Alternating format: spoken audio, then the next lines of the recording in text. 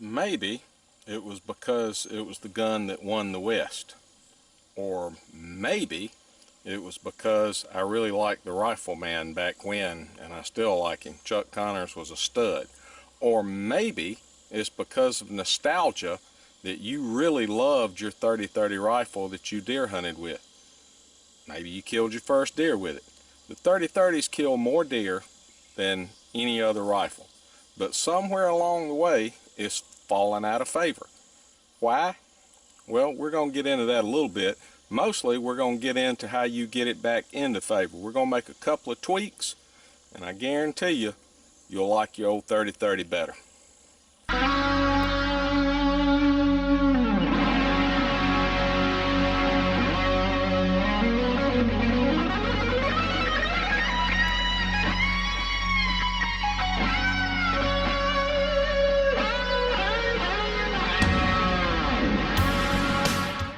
Alright, right here we got everything you're going to need to take your old 30-30 out of the closet and get him back in the deer woods where he belongs. You know it's fun to shoot, you know you like the lever action, but what you didn't like is that the 30-30, you couldn't shoot it but to about 200 yards before ballistically you started losing a lot of ballistics. You had a huge bullet drop. We got a fix for that. The other thing I didn't like is the trigger pull. I used a friend of mine's 308. It had the Accu trigger to shoot hogs with. Man, that thing felt so good. So then when I went back to shooting my 30-30 and I'm pulling, come on baby, please stop. Finally, I'm snatching, no go. So we're going to do two things with just these and one tool to correct those problems. We're going to change out the trigger spring on this 30-30, which I really thought was going to be extremely difficult. I watched my Aussie friend on 2 Clicks Up. I saw him do it, so if I can do it, anybody can. I watched him do it with just a screwdriver, and I said, you know what, that is so easy and it's going to feel so much better. I'm fixing to take this off just like my man did, and we're going to handle it from there. Alright, we're going to check this guy, make sure that she's not loaded. I always like to stick a finger in. Nothing in the trigger, nothing in the port. Gun is empty, gun is safe. Alright, after checking that, all I got to do, let my trigger back down, take the tension off. All I got to do, screwdriver, 1 screw, right here on the stock.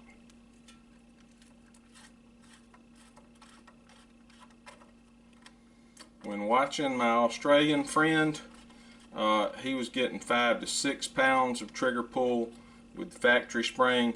This Brownells came in right around 4. For me, in a hunting situation, 4 is good. Again, I'm not an aficionado.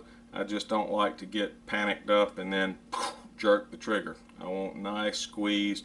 We'll see if this Brownell spring gives us what we're looking for and if it feels better after the fact, because I can tell you right now, tight trigger pull. Alright, took 1 screw out. The butt slides off. Easy. Alright, once you look up in here, here's your spring. And I'm going to try to get that where you really can see it and I really got light. Here's your spring.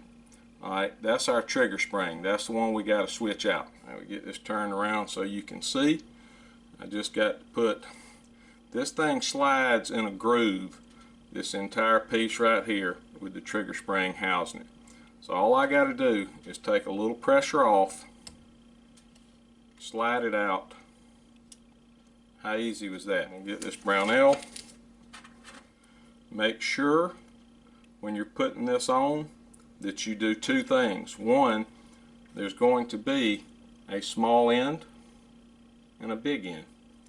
Big end goes to the back, so I'm going to slide the small end back up to the front. I'm trying to hold this up so you guys can see it. I may have to use two hands. Slide that back on. Trigger spring sitting where it's supposed to now. There's a track. And I'm going to show you. I'm going to take the spring back off. I'm going to show you this track. Alright, see that track? This piece that holds that trigger in has to fit back in that track, and the spring and the tension from the spring will keep that locked in this track right here. Okay, that holds right there with the spring on it, and there's the track right here. We'll slide our spring on. This little piece that goes up to the trigger will move, so it's not as difficult. You can put it to the side. Make sure we got this in the back. Make sure I'm going to put pressure on this spring enough to get it to the track. It shouldn't be too difficult, but there it is. That took what? 5 minutes? 3 minutes if I wasn't explaining it. Alright, now we have a new trigger spring in. We'll make sure all that's seated correctly, centered up, don't want anything off center. Okay, that looks in line. Let's see how she reacts. Again, I've already checked this twice to make sure unloaded. Wouldn't do that without it, but that cycles. Ooh, that felt good. Trigger works. Let's try it again.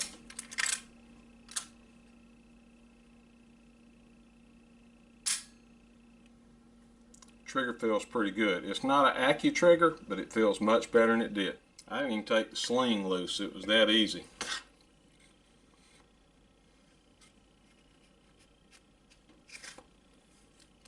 Okay, slide the stock back on in this groove. Put our one screw back in.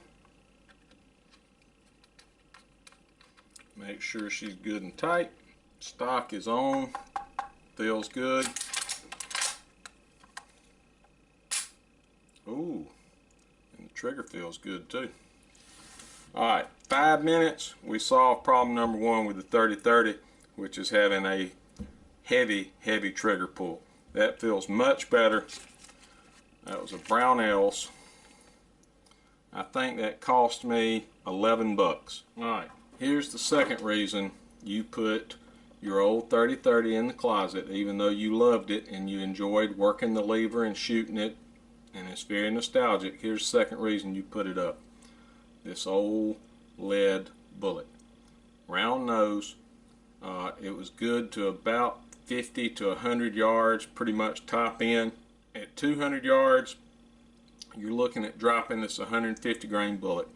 You're looking at dropping anywhere from 7 inches to 11 inches. That's at 200 yards. Now, enter the Hornady lever evolution bullets. That's the other thing that made me get Bessie back out of the closet and get the dust off. Polymer tipped, conical bullet.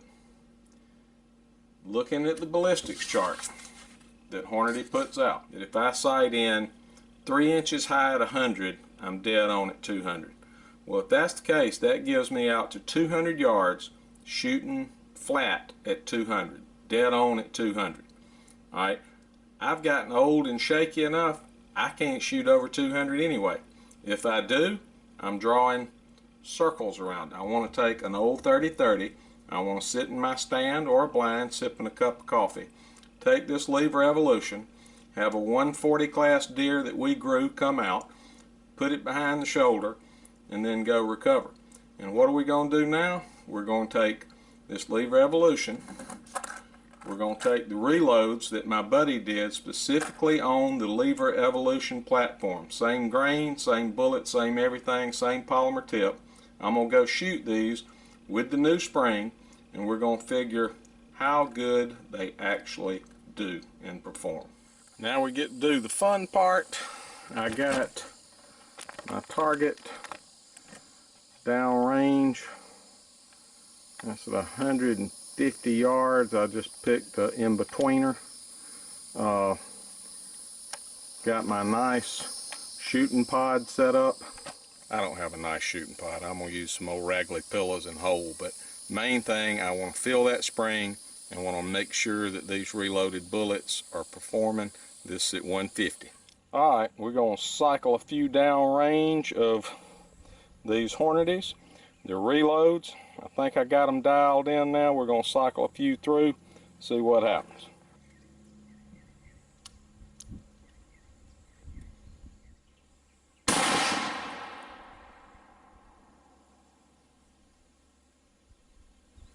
Black, in the black.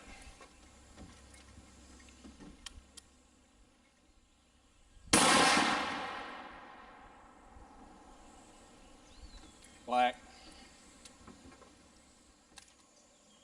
Alright, they in the black. I'm feeling good. So it took me a total of 5 minutes to switch out that spring. The trigger pull feels great now. I could deal with a little less, but for a factory situation, man, that was nice. No excuse not to take the dust off old Betsy. Get her back in the woods. Pair that with the Lever Evolution bullet, and this becomes cool again to take a lever action 30-30. I will be shooting hogs repeatedly with this girl in the Lever Evolutions. Thank you guys for watching. Let me know how you doing. How's it going with your food plots? How's it going with the hog trapping? Let us know in the comments. Thank you for watching. Thank you for being with us. We will see you next time on the Whitetail Cartel.